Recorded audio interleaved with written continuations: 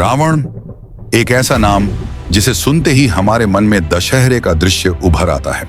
आग की लपटों में जलता हुआ उसका विशाल पुतला और लोगों की आवाज जय श्री राम। लेकिन रावण की कहानी केवल उसके अंत की नहीं, बल्कि उसके जन्म, शक्ति, ज्ञान और पतन की भी है। रावण का जन्म त्रेता युग में हुआ था। उसके पिता थे अर्ष्य विश्रवा और माता थी राक्षसी कैकसी।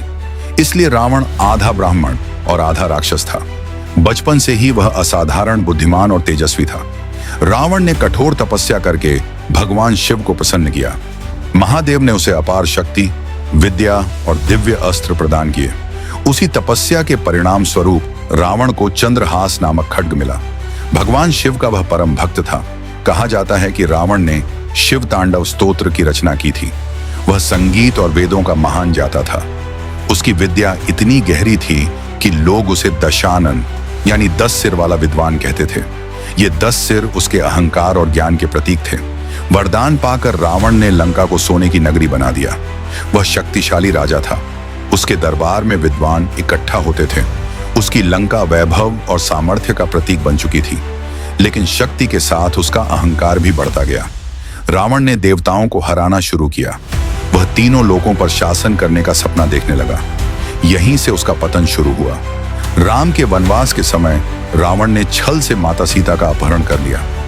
यह उसका सबसे बड़ा अपराध था। सीता को लंका ले जाकर उसने अशोक वाटिका में बंदी बना दिया। राम और रावण के बीच महान युद्ध हुआ। वानर सेना और राक्षस सेना आमने सामने आई। रावण ने अपनी सारी शक्ति, अपने अस्त्र शस्त्र और अपनी विद्या का प्रयोग किया, लेकिन अंततः सत्य और धर्म की शक्ति उसके अहंकार पर भारी पड़ी। राम के बाण से रावण का वध हुआ। लंका का अधिपति दशानन रावण युद्ध भूमि में धराशायी हो गया। रावण केवल खलनायक नहीं था, वह महान विद्वान भी था, शिव का उपासक भी था, पर उसका अहंकार और अधर्म ही उसके विनाश का कारण बना। विजयदशमी हमें यही संदेश देती है कि चाहे ज्ञान और शक्ति कितनी भी हो जाए, यदि उनमें विनम्रता और धर्म न हो तो उसका अंत निश्चित है। रावण की कहानी हमें यह सिखाती है कि असली जीत शक्ति से नहीं, धर्म और विनम्रता से होती है।